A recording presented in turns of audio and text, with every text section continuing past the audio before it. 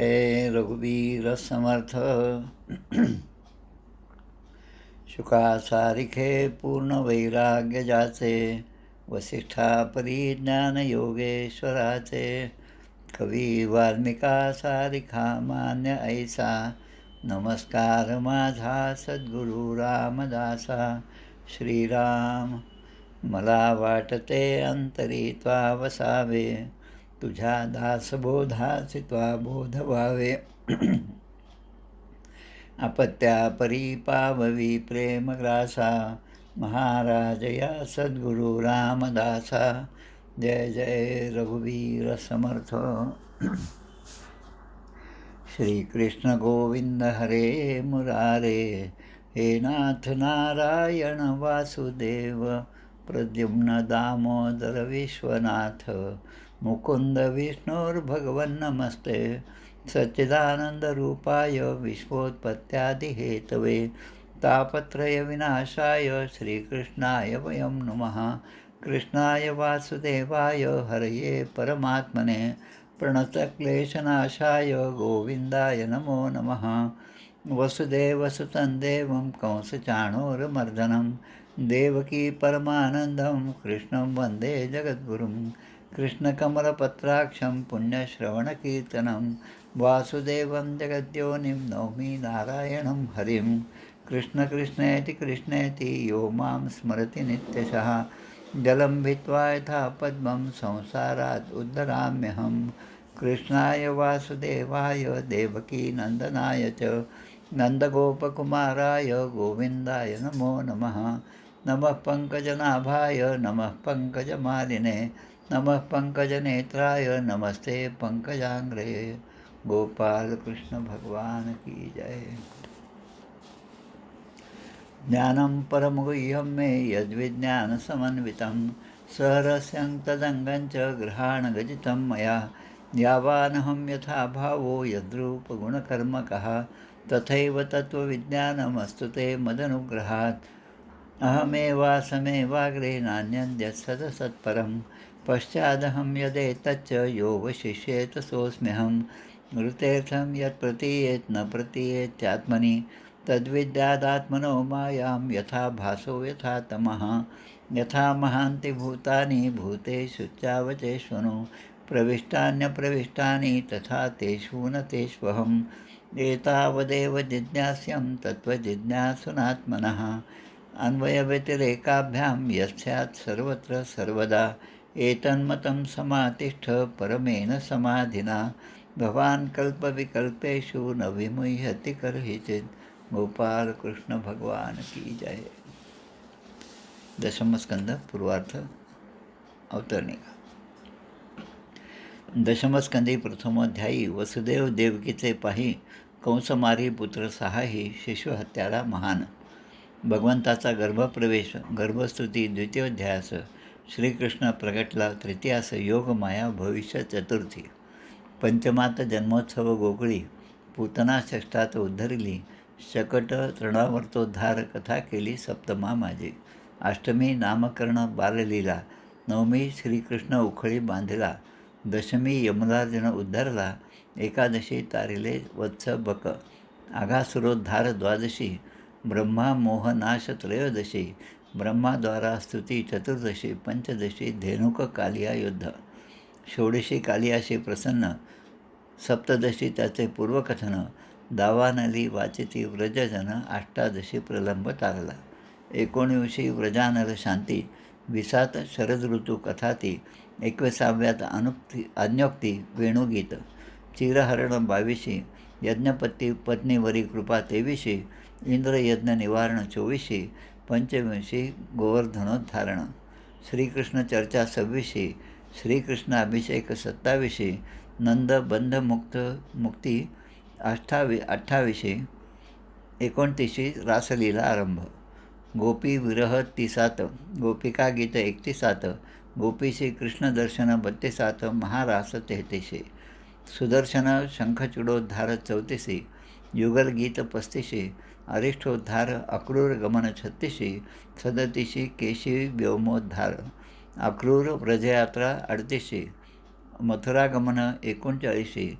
श्रीकृष्ण स्तुती 40 41 मथुरा प्रवेश, कुब्जेवर कृपा धनुष्यभंग, कंस व्याकुळता 42 सांग, कोलयोद्धार मल्लयुद्धरंग 43 निवेदिला, चाणूर मुष्टिक कंसोद्धारण 44व्यात कथन, कृष्ण बळराम सूत्र बंधन, गुरुकुल प्रवेश 45, उद्धव यात्रा व्रजयात्रा उद्धव व्रजयात्रा 46, उद्धव गोपी भ्रमर गीताशी 47व्या अध्यायाशी केले निवेदन, अध्याय 48 श्रीकृष्ण भेटी कुब्जा अक्रूर ग्रहाशी, अक्रूर हस्तिनापुराशी 49 जात असे. गोपाल कृष्ण भगवान की जय.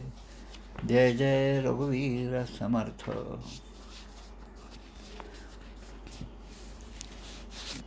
दशमस्कंदातील आज आपल्याला 8वा अध्याय पाहायचा आहे. नामकरण संस्कार आणि बाललीला.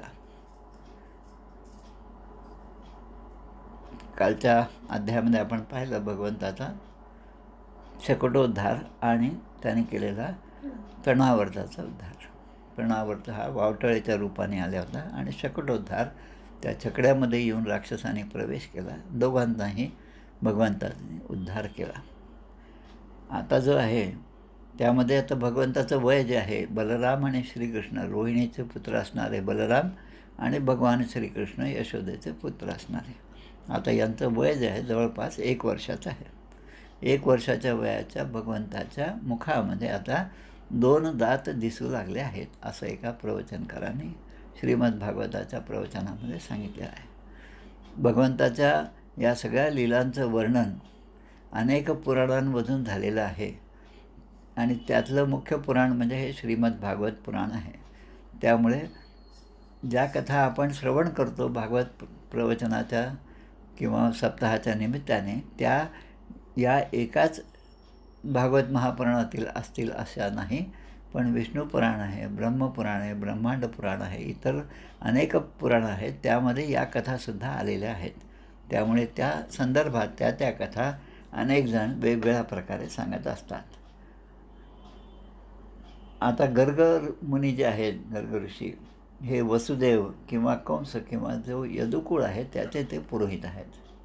आणि नंद जे आहेत त्यांचे पुरोहित जे आहेत ते शांडिल्य ऋषी आहेत. जसं आमच्याकडे काही पूजापाठ असेल तर आपले निलेश गुरुजी असतात, त्यांच्या सांगण्याप्रमाणे सगळे पूजापाठ घरामध्ये जसे होतात तसं पूर्वीसुद्धा एकेका कुळाला कुलपुरोहित म्हणून नेमलेले असायचे आणि त्यानंतर त्यांचे पुत्र आणि ते वंशाने ते कुलपुरोहित असतात. शुकदेव या ठिकाणी म्हणतात, परीक्षित राजाला सांगतात, गर्ग पुरोहितो राजन यदूनाम सुसमाहतापहा व्रजम जगामनंदस्य वसुदेव प्रचोदितः. परीक्षिता, यदुकुळाचे कुलपुरोहित जे आहेत ते महातपस्वी गर्गाचार्य आहेत आणि प्रत्यक्ष वसुदेवांच्या सांगण्याप्रमाणे गर्गाचार्यांनी या ठिकाणी नंदाच्या गोकुळामध्ये त्यांचं आगमन झालेलं आहे. व्रजम जगामनंदस्य, नंदाच्या गोकुळामध्ये त्यांचं आगमन झालेलं आहे. तम दृष्ट्वा परमप्रीत. आता त्यांना पाहून नंदांना खूप आनंद झाला. ते त्यांच्यासमोर हात जोडून उभे राहिले आणि त्यांच्या चरणांना वंदन केलं आणि त्यांचं परंपरेप्रमाणे स्वागत करून यांच्या घरामध्ये त्यांचा प्रवेश झाला. सुपविष्टम कृतातिथ्यम गिरा सूनृतया मुनिम. जेव्हा गर्गाचार्य आदरातिथ्यानंतर आतमध्ये आले आणि आरामात ते आपल्या आसनावर बसले, तेव्हा नंदाने मधुर शब्दात त्यांचे अभिनंदन केले आणि काही प्रश्न विचारले. ते म्हणतात, भगवान, आपण तर स्वतः पूर्ण काम आहात. गर्गाचार्यांची स्थिती कशी आहे, त्यांचा अधिकार काय ते सांगतात. आपण स्वतः पूर्ण काम आहे. पूर्ण काम म्हणजे ज्यांना आता कुठल्याच कामना राहिलेलं नाही, ज्या कामना ज्या इच्छा पूर्ण करण्यासाठी त्यांनी आता काहीतरी केलं पाहिजे अशी त्यांची अवस्था नाही. आणि तरी त्यांचं आगमन या ठिकाणी झालं आणि म्हणून नंद बाबा जे आहे ते हात जोडून म्हणतात, मी आपले काय सेवा करू, आपली काय इच्छा आहे जी पूर्ण करायची आहे. पण आपल्यासारख्या महात्म्यांचे आमच्यासारख्या सामान्य गृहस्थाच्या घरी येणं हेच आमच्यासाठी परमकल्याणकारी आहे. एरवी आपले येणे कठीणच असतं, एखाद्या साधू संतांचं आगमन. आता आपल्या दृष्टीने आपण जर पाहिलं की कोणीतरी सज्जनगडाचे अधिकारी आहेत, आमच्या गणोरकरांच्या घरी जसे वाशिमचं जे अधिष्ठान आहे तसं तिथलं कोणीतरी येऊन त्यांच्या घरीचं आगमन झालं, त्यांना जसा आनंद होतो तसा गर्गाचार्यांना पाहून नंदबाबांना आनंद झालेला आहे. ज्योतिषामयनं साक्षात यज्ञातम अतींद्रियम प्रणितं भवता येन पुमान वेद परावरम. आता यांचा अधिकार काय आहे ते सांगतात. प्रणितं भवता येन पुमान वेद परावरम. हे जे गर्गाचार्य आहेत त्यांची ख्याती सगळीकडेच आहे की ज्योतिषशास्त्राचे ते प्रमुख प्रणेते असं त्यांचा अधिकार आहे. जे प्रत्यक्ष ज्योतिषशास्त्राची रचना गर्गाचार्यांनी केलेली आहे. त्वम ही ब्रह्मविदा श्रेष्ठ. ब्रह्मविद म्हणजे ब्राह्मण, जे ब्रह्मविद आहे, ब्रह्म जाणतात, विद म्हणजे जाणणे, जे ब्रह्माला जाणतात त्यामध्ये ज्यांचं श्रेष्ठत्व आहे. आणि संसारान कर्तुम अर्हसी. आणि माझ्या मुलाचे दोन्ही मुलांचे म्हणजे बलराम आणि श्रीकृष्णांचं यांचं नामकरण संस्कार आता आम्हाला करायचं आहे, त्यामुळे ते आपणच करावं अशी त्यांना विनंती केली. कारण बालयोर नयो नृणाम जन्मना ब्राह्मणो गुरु. ब्राह्मण जे आहेत जन्मापासूनच सगळ्यांचे गुरु आहेत. मग गर्गाचार्य या ठिकाणी म्हणतात की तुझं म्हणणं बरोबर आहे. यदुनाम अहम आचार्य. यदुकुलाचा मी आचार्य आहे, कुलपुरोहित आहे, याची ख्याती सर्वत्र आहे. ख्यातश्च भुवी सर्वतः. सुतम मया संस्कृतं ते मन्यते देवकी सुतम. आता सर्वांनाच ही गोष्ट माहिती आहे की गर्गाचार्य म्हणजे मी या ठिकाणी तुमच्या यदुकुळाचा पुरोहित आहे. पण आता तुमच्या नंदग्रहामध्ये माझं आगमन झालं असं जर बाहेर सगळ्यांना समजलं तर कदाचित सगळेजण आता हा विचार करतील यदुकुळाचा कोणीतरी वंशज यांच्या ठिकाणी आहे, या नंदबाबाच्या घरामध्ये आहे, म्हणून गर्गाचार्य या ठिकाणी आलेले आहेत. मी जर तुझ्या पुत्राचे संस्कार केले, नामकरण संस्कार केला, तर हा देवकीचा पुत्र आहे अशी गोष्ट जगजाहीर होईल, म्हणून मला ती भीती वाटत आहे असं गर्गाचार्य म्हणतात. कंस पापमती सख्यम. कंस हा कृष्णाचा प्रत्यक्ष मामा आहे, पण तो पापमती पापबुद्धीचा आहे. तवच आनक दुंदुबे. वसुदेव आणि गर्गाचार्य या दोघांची पण दोस्ती आहे हे सुद्धा सगळ्यांना माहिती आहे. आणि त्याचप्रमाणे कंसाला हे माहीत आहे देवक्या अष्टमो गर्भो न स्त्री भवितुम अर्हती. देवकीच्या 8व्या पुत्रापासून त्याला मृत्यू येणार आहे हे सुद्धा माहीत आहे. आणि अशा वेळेस जर मी नामकरण संस्कार केला तर ते योग्य ठरणार नाही असं ते सांगतात. अपि हंतागता शंकस तरीही तन्नो नयो भवेत. त्यामुळे आपल्याकडून मोठाच अन्याय होईल असं त्यांनी गर्गाचार्यांनी आपलं मत त्या ठिकाणी सांगितलं. आता नंद जे म्हणतात की आपण हा नामकरण संस्कार अगदी गुप्त रीतीने करू, म्हणजे माझ्या जवळच्या लोकांनाही समजणार नाही याची मी काळजी घे. कुरु द्विजा ते संस्कारम स्वस्ती वाचनपूर्वकम. स्वस्ती वाचन करून तुम्ही यांचा नामकरण संस्कार करावा. आपल्या धर्मामध्ये 16 संस्कार सांगितलेले आहेत. गर्भाधान, पुंसवन, अनवलोभन, सीमंतोन्नयन. सीमंतोन्नयन म्हणजे डोहाळ जेवणाचा संस्कार आहे, मग जातकर्म आहे, मग नामकरण आहे, मग सूर्यावलोकनं. लहान मुलाला जन्मलेल्या आपण सहजपणे बाहेर आणत नाही, आपल्या अंगणात किंवा बाहेर इतर लोकांच्या संपर्कात आणत नाही. त्याचासुद्धा एक विधी आहे, तो सुद्धा एक संस्कार आहे. त्या दिवशी त्याला आणून आपण सूर्यदर्शन करवितो. असे अनेक संस्कार आपल्या ठिकाणी सांगितलेले आहेत. उपनयन संस्कार आहेत, त्यानंतर समावर्तन संस्कार आहे, सोडमुंज आहे, विवाह संस्कार आहे आणि अंत्येष्टी असे 16 संस्कार सांगितलेले आहेत. त्यामधला हा संस्कार जो आहे हे करणं आपले कर्तव्य आहे असं गर्गाचार्यांना वाटत होतं. तेव्हा नंदाने अशी प्रार्थना केली की आपण एकांतात बसून गुप्तपणे हा नामकरण संस्कार करावा. त्याप्रमाणे या दोन्ही मुलांना आपण जर टी व्हीवरचे सिरियल पाहिले असतील त्यामध्ये अनेक भागातून आपण ही गोष्ट प्रत्यक्षसुद्धा पाहू शकतो, ते सांगितलेलं आहे. आता गर्गाचार्य म्हणतात अयम ही रोहिणी पुत्रो. अयम म्हणजे हा जो आहे तो रोहिणी मातेचा पुत्र आहे.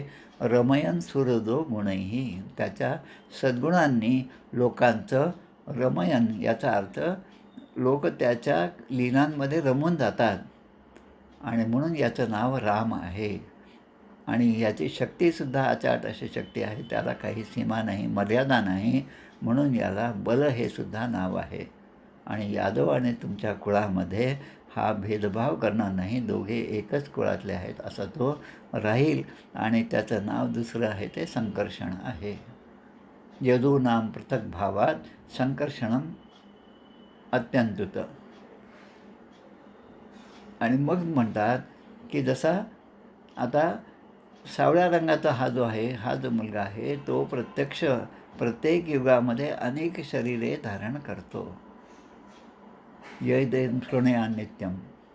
हा कृष्ण आहे, कृष्ण वर्णाचा आहे. भगवंताचे प्रत्येक युगामध्ये वेगवेगळे वर्ण सांगितलेले आहेत. पांढरा रंग आहे, कुठे तांबडा आहे, कुठे पिवळा आहे. आत्तापर्यंत त्यांनी हे 3 वर्ण स्वीकारलेले आहेत. पण यावेळेस त्याचा वर्ण जो आहे कृष्ण वर्ण आहे, म्हणून याचं नाव कृष्ण आहे. बहूनी नामानी संती रूपाणी च सुतस्य हि ते गुणकर्मानुरूपाणी तान्यहं वेदनो जनाः. त्या तुझ्या पुत्राची म्हणजे कृष्णाच्या बाबतीत म्हणतात, ज्यांना माहीत आहे ते मात्र याला वसुदेवाचा पुत्र म्हणून ओळखतील आणि म्हणून याचं नाव वासुदेव आहे. या तुझ्या पुत्राची अनेक नावे आहेत. मज अनाम्यासी नामे ठेविती. भगवंत, प्रत्यक्ष भगवंत जे आहेत ते अनामी आहेत. अनामी म्हणजे ज्याला नामच नाही, पण त्यालासुद्धा नामधारण करावं लागतं, कारण या ठिकाणी तो मनुष्यरूपाने जन्म घेतो. आमचं तुकडोजी महाराजांचं भजन आहे, हर देश में तू, हर वेश में तू, तेरे नाम अनेक तू एकही है. कोणत्याही देशामध्ये, कुठल्याही ठिकाणी, कुठल्याही वेशामध्ये जरी भगवंताने अवतार घेतला आणि त्या अवतारामध्ये भगवंताचे अनेक नावे असले तरी त्याचं मूळ स्वरूप मात्र ते एकच आहे. गुणकर्मानुरूपाणी तान्यहं वेदनो जनः. गोप गोकुल नंदनः. त्यामध्ये लोकांचे परमकल्याण हा करेल आणि सर्व गोप आणि गायींना हा आनंदित करेन असा हा कृष्ण आहे. त्यामुळे तुम्ही याच्या उपस्थितीमुळे अनेक संकटांना सहजपणे पार कराल. श्री विष्णू सहस्रनामाच्या फलश्रुतीमध्ये काही श्लोक येतात. यैदं शृणुया नित्यं यश्चापि परिकीर्तयेत् नाशुभं प्राप्नुयात् किंचित् सौमुत्रश्च मानवः न भयं क्वचिदाप्नोति वीर्यं तेजश्च विंदती भवत्यरोगो दितिमान बलरूप गुणान्वितः. हा कसा आहे की जसे विष्णूच्या छत्राखाली राहणारे त्यांना, देवांना असुर कधीच जिंकू शकणार नाहीत अशी फलश्रुती विष्णू सहस्रनामाच्या शेवटी दिलेली आहे. आणि मग ते सांगतात, पूर्वीचा एक संदर्भ सांगतात, पुराणेन व्रजपते साधवो दस्यु पीडितः. पूर्वीची एक कथा सांगतात की पृथ्वीवर राजा असा नव्हता. राजा म्हणजे शासन करणारा, सर्वांवर पितृवत प्रेम करणारा असा राजा नव्हता.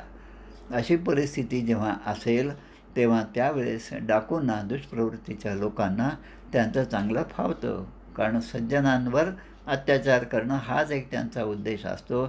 आणि अशा वेळेस त्या लुटारूंवर सुद्धा विजय मिळवण्यासाठी भगवंताचा अवतार होत असतो.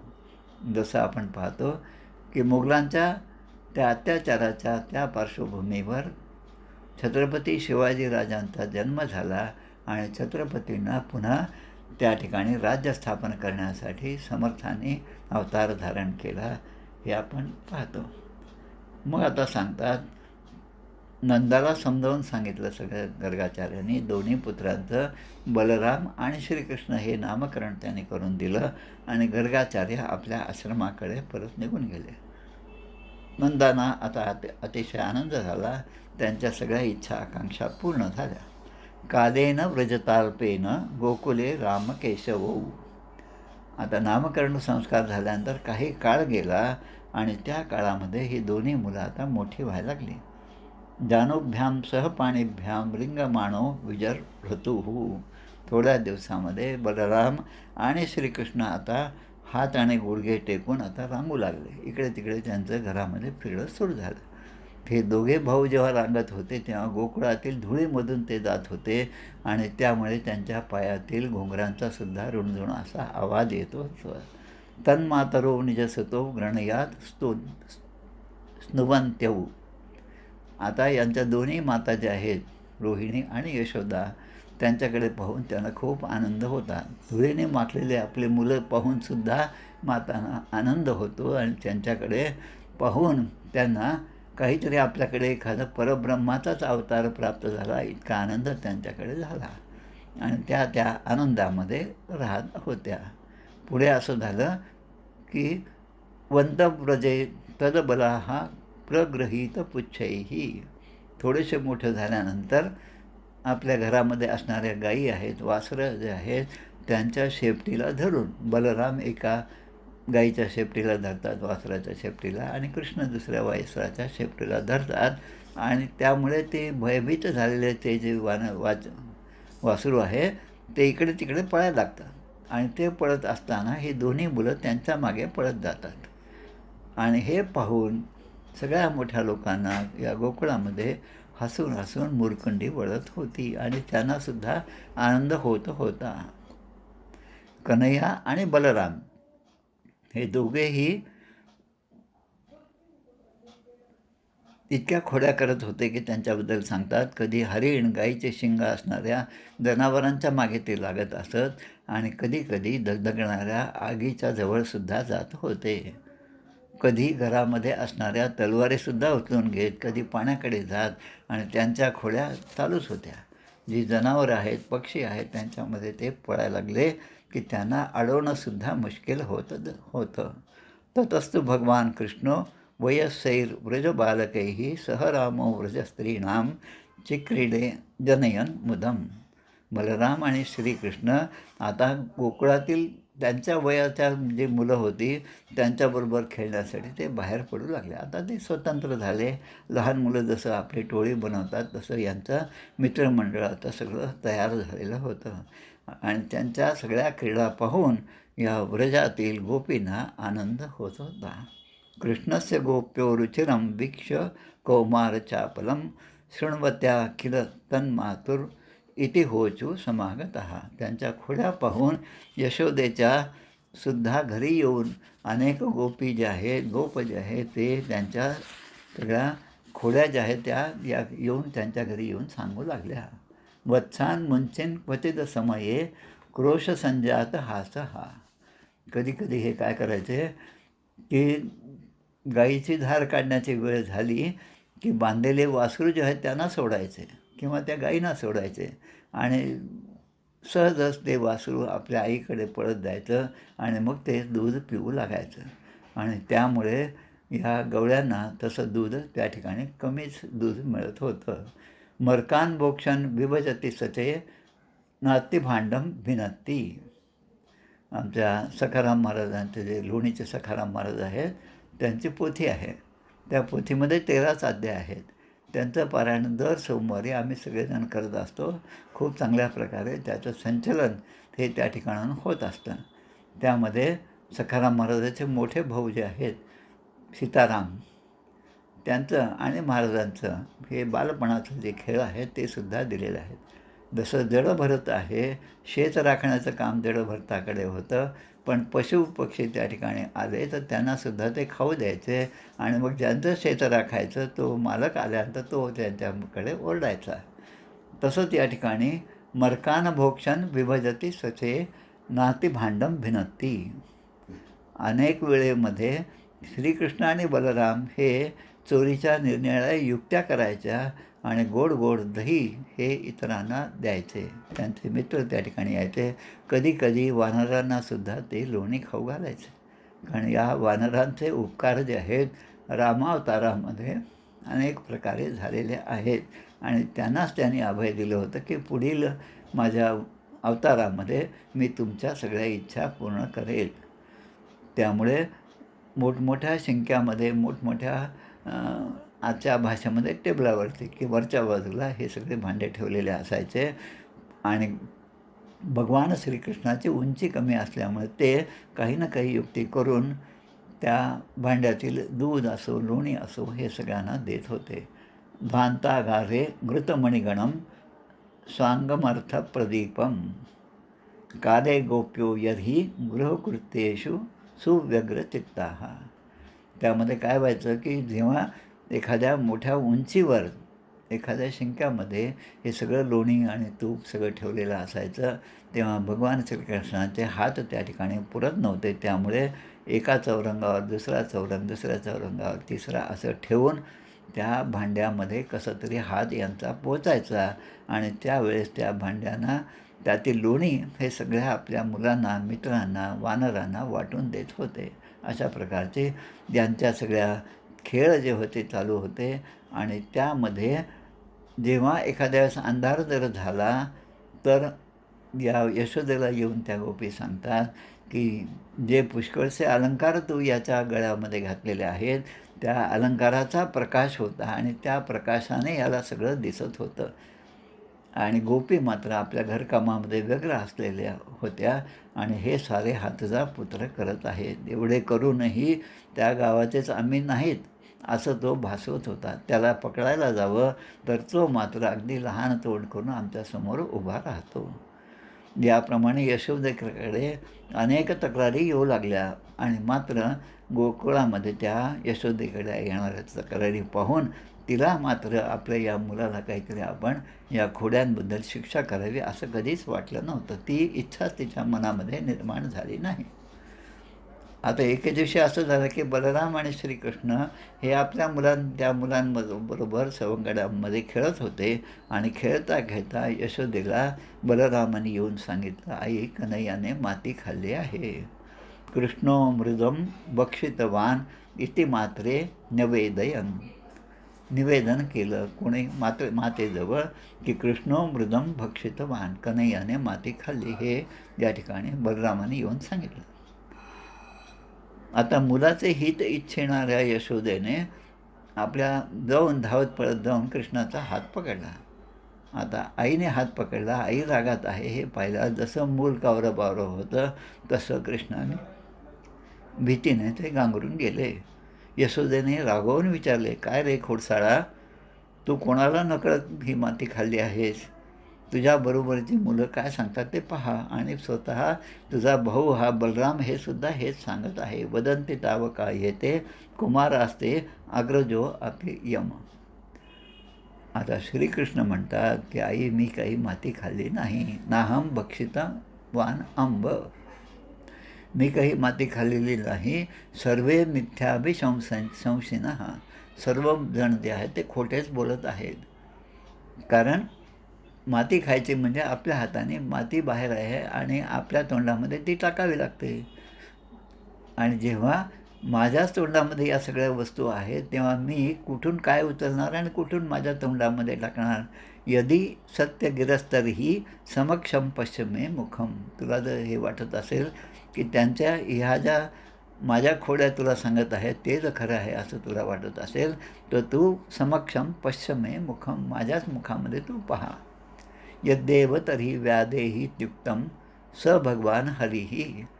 ठीक आहे, असे जर आहे तर तुझं तोंड उघड आणि मला ते पाहू द्या, असं यशोदेने म्हटलं. भगवंताने सुद्धा ते लीला केली आणि आपलं मुखकमल जे आहे ते उघडलेलं आहे. आणि काय दिसलं? सा तत्र ददृशे विश्वम जगत स्थास्नु च खम दिशा. त्याने पाहिलं की सगळं विश्व, आकाश, दिशा, डोंगर, दऱ्या खोऱ्या, पृथ्वी, वायू, अग्नी हे सगळं जे आहे, चंद्र आहे, तारांगण आहे, हे सगळं त्या मुखामध्ये यशोदेला दिसू लागलं. आणि मग जेव्हा आता यशोदा या सगळं पाहत होती, तेव्हा हे स्वप्न आहे की भगवंताची माया आहे हे सुद्धा ती समजू शकली नाही. माझ्या बुद्धीमध्येच काहीतरी भ्रम झाला असं तिला वाटायला लागलं. किंवा माझ्या मुलाने जन्मतःच काहीतरी सिद्धी प्राप्त केली आहे. किम स्वप्न एतदुत देव माया किं वा मदीयो बत बुद्धी मोहा. आत्मयोग किंवा ही सिद्धी प्राप्त करून याचा जन्म झाला असेल असं तिला वाटायला लागलं. जे चित्त मन, कर्म आणि वाणीच्या द्वारे पूर्णपणे आणि सुलभतेने अनुमानाचा विषय असू शकत नाही, ते विश्व ज्याच्या आश्रयाने आहे तोच हा माझा पुत्र आहे. आणि त्याचं हे जे स्वरूप आहे ते तिने पाहिल्यावर तिलासुद्धा आता तिचे हातसुद्धा आपोआप जोडल्या गेले. सुदुर्विभाव्यम प्रणतास्मी तत्पदम. म्हणजे आता माया कशी आहे, की मायेने आता भगवंताचं खरं रूप जे आहे ते मातेला दाखवलं, आणि ते खरे रूप जर दाखवलं तर आपल्याला पुढच्या सगळ्या लीला करता येणार नाहीत हे भगवंताने ओळखलं. आणि मग हळूच मायेचा पडदा दूर केला आणि तिच्यामध्ये पुन्हा वात्सल्य भाव पुन्हा निर्माण केलं. गोप्यश्च गोपाः सह गोधनाश्च मे यन्मायेथं कुमती स मे गतिः. तिची कुमती, तिची बुद्धी जी आहे, जिने आत्ता हे सगळं विश्वरूप त्याच्या मुखामध्ये पाहिलं, ते हळूहळू ओसरायला लागलं आणि मग तिला असं वाटायला लागलं की हा माझाच मुलगा आहे. जेव्हा यशोदेला ईश्वरी तत्त्वाचे ज्ञान झाले, तेव्हा भगवंताने योगमायेचा संचार तिच्यामध्ये केला. वैष्णवीं व्यतनो मायां पुत्रस्नेहमयीं विभुः. पुत्रस्नेहाने ती आता व्याकुळ झाली आणि तिने त्या मुलाला आपल्याकडे ओढून घेतलं. आता यशोदा, आता ही मायाच आहे. त्या मायेचा प्रभाव जो आहे तो भगवंत हे कधी त्या ठिकाणी निर्माण करतात, कधी तो प्रभाव त्यापासून दूरसुद्धा करतात. तिच्या हृदयाला प्रेमाचा पाना फुटला आणि मग ती म्हणती, त्रय्या चोपनिषिद्ध विश्च सांख्ययोगैश्च यात्वते. सर्व वेद, सांख्ययोग, उपनिषदे, भक्तजन ज्यांच्या महिम्यांचे गीत गातात त्या श्रीहरींना आता ती आपला पुत्र मानू लागली. आता राजाने या ठिकाणी प्रश्न विचारला की नंदाने असे कोणते पुण्य केले की ज्यामुळे भाग्यवान अशा त्या यशोदेलासुद्धा अशी तपश्चर्या तिने कोणती केली की जिच्यामुळे श्रीहरींनी स्वतः तिचे या ठिकाणी देहधारण करून तिचे स्तनपान केले. यशोदाच महाभागा पपौ यस्याम स्तनम हरिही. असं त्यांनी कोणतं पुण्य प्राप्त केलं असा प्रश्न राजाने शुकदेवांना विचारला. भगवान श्रीकृष्णांच्या त्या बाललीला ज्या आहेत त्या इतक्या पवित्र आहेत की त्यांचे श्रवण कीर्तन करणाऱ्यांचे पापतापसुद्धा नष्ट होतात. आता मग ते सांगतात की नंद, शुकदेव म्हणतात की हा नंद जो आहे तो पूर्वजन्मीचा श्रेष्ठ वसू होता. आपल्याकडे अष्टवसू सांगितलेले आहेत. धरो ध्रुवश्च सोमश्च अहश्चैवानि नीलो अनंतः प्रत्यश्च प्रभासश्च वसुवो अष्टाविती स्मृतः. अष्टवसू आहेत हे सांगितलेले आहेत. आणि हे अष्टवसू कोण आहेत तर भगवान कश्यप जे आहेत त्यांचेच हे पुत्र आहेत. द्रोण, प्राण, ध्रुव, अर्क, अग्नी, दोष, वसु, विभावसु हे सगळं आपल्या आदिपर्वामध्ये महाभारतामध्ये हे अष्टवसू सांगितलेले आहेत. आणि त्यामध्ये अष्टवसूंपैकी द्रोण जे आहेत ते म्हणजे हे नंद आहेत आणि त्यांची पत्नी जी आहे यशोदा जी आहे ती या अष्टवसूंची पत्नी, त्या द्रोणांची पत्नी ही धरा होती. त्यांनी ब्रह्मदेवांच्या आज्ञेचे पालन करण्याच्या इच्छेने त्यांना असं म्हटलं. या दोघांनी प्रार्थना केली होती भगवंताची, भक्ती स्यात् परमालोके ययांजो दुर्गतीम तरेत, की आम्ही जेव्हा पृथ्वीवर जन्म घेऊ तेव्हा जगदीश्वर भगवान श्रीकृष्णांनी आमची अनन्य भक्ती त्यांच्या ठिकाणी आमची निर्माण हो असा त्याने आशीर्वाद मागून घेतला होता. तेव्हा ब्रह्मदेव म्हणाले की ठीक आहे. अस्त्वियुक्तस्स भगवान व्रजे द्रोणो महाशया. द्रोण आणि धरा यांना जो आशीर्वाद मिळाला होता त्याप्रमाणे यज्ञे नंद इति ख्यातो, त्यांनी या ठिकाणी नंदरूपाने जन्म घेतला. यशोदासा धरा अभवत. धरा नावाची अभवत म्हणजे ती या ठिकाणी तिने जन्म घेतला. परमयशस्वी अशा द्रोण प्रजामध्ये नंद नावाने प्रसिद्ध झाले आणि धरा ही जी आहे ती यशोदा म्हणून या ठिकाणी तिने जन्म घेतला. आता हा संदर्भ आपण तिरुपती बालाजीच्या संदर्भात सुद्धा लावू शकतो. आता या ठिकाणी यशोदेने सगळं बाललीला पाहिल्या, पण बाललीला झाल्यानंतर भगवंताचे जे विवाह आहेत ते मात्र यशोदेला पाहता आले नाहीत. आणि मग त्यानंतर भगवंताने तिलासुद्धा आशीर्वाद दिला, पुढे मी कलियुगामध्ये जेव्हा जन्म घेईल तेव्हा माझी आई म्हणून तू जन्म घेशील. तिरुपती बालाजीची पोथी आहे व्यंकटेश महात्म्य नावाची, 12च अध्याय आहे त्याच्यामध्ये. आणि त्या पोथीमध्ये मग स्पष्टपणे सांगितलेलं आहे की मागे मी जो तुला आशीर्वाद दिला होता, जे तुला वचन दिलं होतं त्याप्रमाणे माझी आई म्हणून तू त्या ठिकाणी पुन्हा येशील आणि तुझ्याबरोबर माझं सगळं राहणं होईल. आणि ज्या बाललीला तू पाहिल्या नव्हत्या आणि तुला जे वाटत होतं की बाललीलाच मी पाहिल्या होत्या, पण तुझं लग्न मी पाहिलं नाही. आणि ते लग्न आता तुझ्या समक्ष माझ्या पुढच्या अवतारामध्ये, म्हणजे तिरुपतीच्या व्यंकटेश बालाजीच्या अवतारामध्ये ते तुला पाहायला मिळेल. त्या पोथीमध्ये या यशोदेने पुन्हा बकुळा नावाने पुन्हा जन्म घेतलेला आहे. तमो भक्तिर्भगवती पुत्रीभूते जनार्दने. भगवंत आता त्यांचे पुत्र झाले. कोणाचे? नंद आणि हे धरा आणि द्रोण यांचे पुत्र, किंवा नंद आणि यशोदा यांचे पुत्र भगवंत झालेले आहेत. आणि सर्व गोपींचा नंद यशोदा यांच्यावर अत्यंत प्रेम घडलेलं आहे. कृष्णो ब्रह्मण आदेशम सत्यम कर्तुम व्रजे विभुः सह रामो वसंश्चक्रे तेषां प्रीतीम स्वलीलया.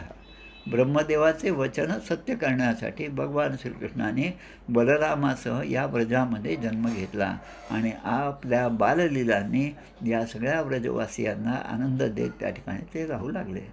अशा प्रकारे हा जो 8वा अध्याय आहे तो या ठिकाणी पूर्ण होतो.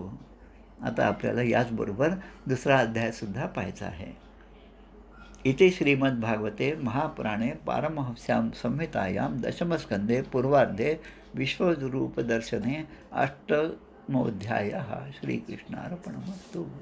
8वा अध्याय या ठिकाणी पूर्ण होतो. आता 9व्या अध्यायाला सुरुवात होते. या सगळ्या बाललीला ज्या आहेत त्यामध्ये कंसाने पाठवलेले जे जे राक्षस होते त्यांचा उद्धार करण्याचं काम या ठिकाणी भगवंताने केलं. परित्राणाय साधूनाम आणि विनाशायच दुष्कृताम. तर दुष्कृतांचा विनाश जो आहे, त्यांचा उद्धार जो आहे तो या बाललीलांमध्ये आपल्याला पाहायला मिळतो. गोपाल कृष्ण भगवान की जय. पुढच्या अध्यायाला आपण लगेच सुरू करत आहोत. 9मोऽध्याय.